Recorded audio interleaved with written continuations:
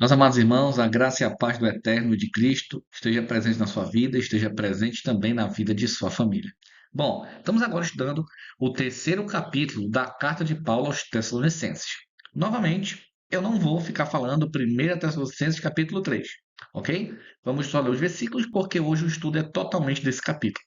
Vamos ver, ele é bem pequenininho, tá? Vamos ver o que nós temos para aprender e também para mostrar aos irmãos. Versículos de 1 a 3. Por isso, não podendo esperar mais, achamos por bem ficar sozinhos em Atenas. E enviamos Timóteo, nosso irmão e ministro de Deus, e nosso cooperador no Evangelho de Cristo, para vos confortar e vos exortar acerca da vossa fé, para que ninguém se comova por estas tribulações, porque vós mesmos sabeis que para isto fomos ordenados. É interessante que aqui Paulo está dizendo que, como ele é um pregador do Evangelho, ele tem o quê? Perseguição. Ele tem o quê? Problemas, dificuldades.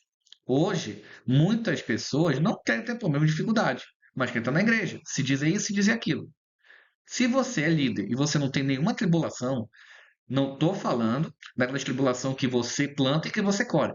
Estou falando daquelas tribulações injustas, tá? Daquelas coisas que você não faz, você não comete e que o povo vem te acusar injustamente, entre outros, tá bom? É diferente. Então, se você é líder e não passa por isso, tem alguma coisa errada.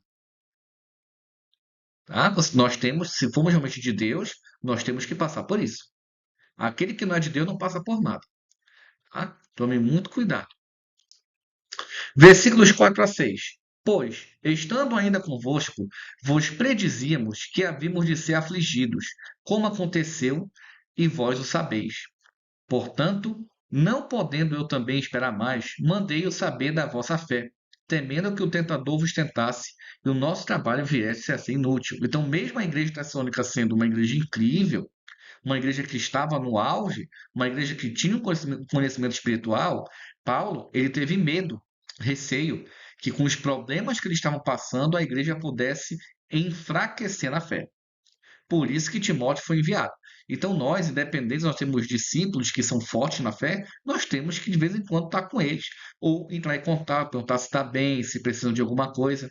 Infelizmente, hoje, eu falo por mim. Toda a igreja que eu já congreguei, quando eu faltava, ninguém me mandava uma mensagem.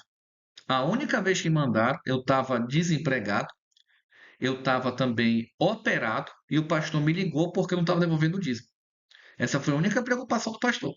Depois, nunca mais. Depois, nunca mais.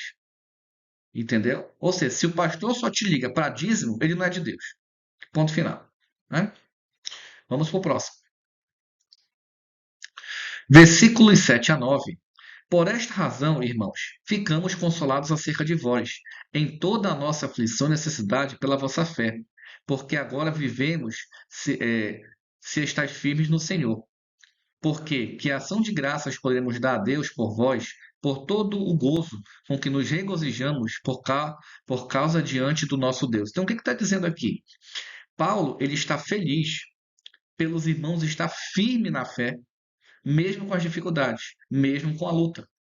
Infelizmente, hoje, muitos cristãos, a primeira dificuldade sai da igreja. A primeira luta, larga os caminhos de Deus.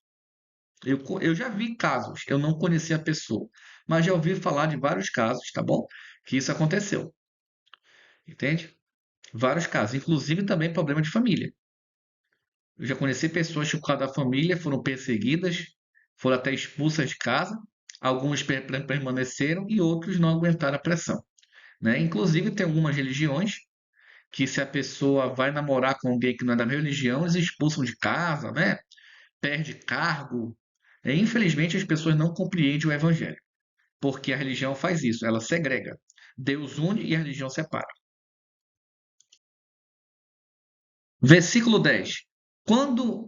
Orando abundantemente de noite, para que possamos ver o vosso rosto, e supramos o que falta à vossa fé?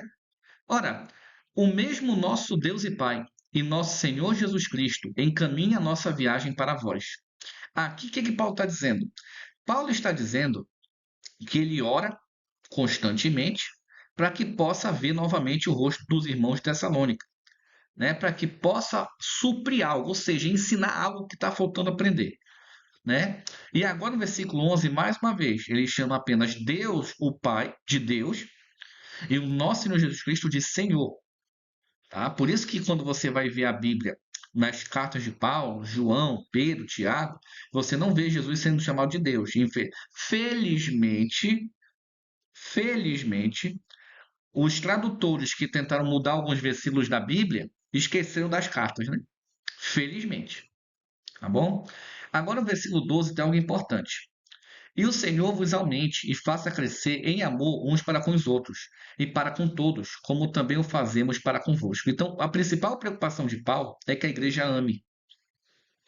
Infelizmente, hoje, os cristãos que estão na igreja não sabem o que é amor, não entendem o que é amor, só acham que a pessoa tem dinheiro é de Deus. Não, Jesus era pobre, Jesus era sustentado pelos outros.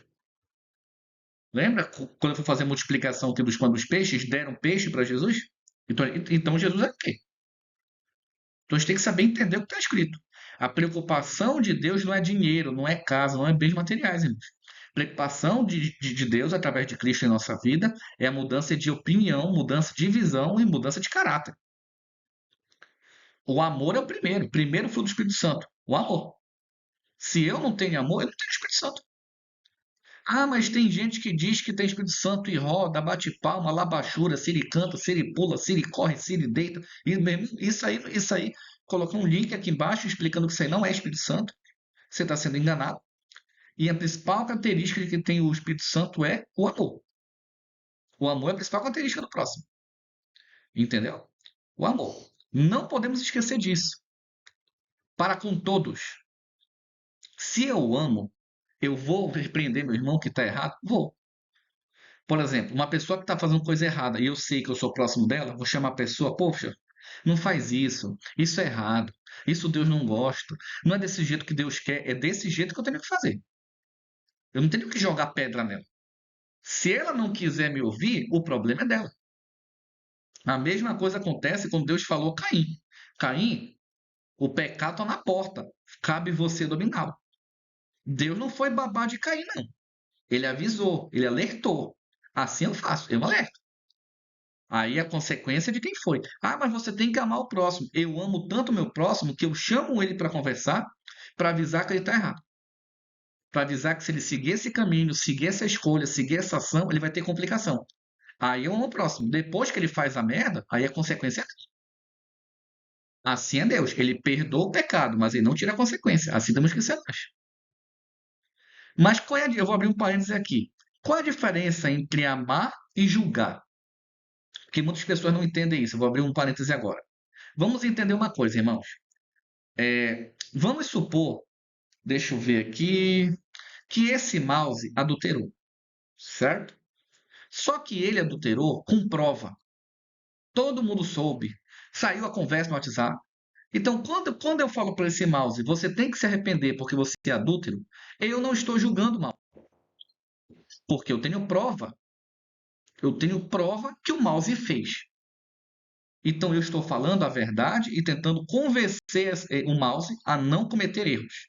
Mas, quando eu tenho, sei lá, esse controle sempre deu bom testemunho, esse controle nunca foi metido em situação nenhuma ruim, esse controle nunca gerou escândalo, e do nada começa um boato de que ele adulterou.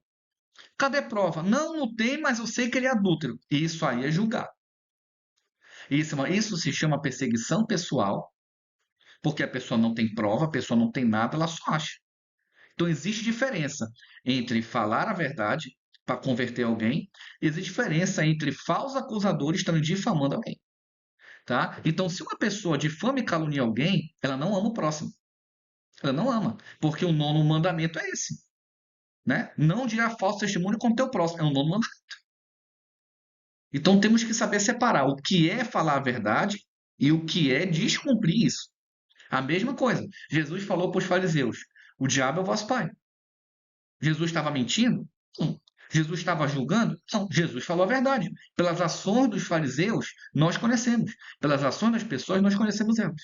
Uma coisa é você estar irritado, você está chateado com uma situação, algo isolado. Outra coisa é você sempre agir daquela maneira. Aí é diferente. Então, por isso que temos que entender essa situação do amor, ok?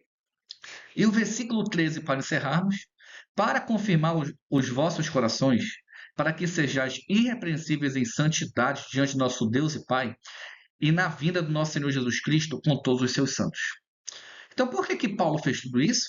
Para confirmar que a Tessalônica fosse irrepreensível diante de nosso Deus e Pai e na vinda do nosso Senhor Jesus Cristo. Perceba que, mais uma vez, Paulo separa quem é Deus e quem é Senhor. Tá? Meus irmãos, que Deus abençoe. Até o nosso próximo estudo. Um ósculo santo a todos.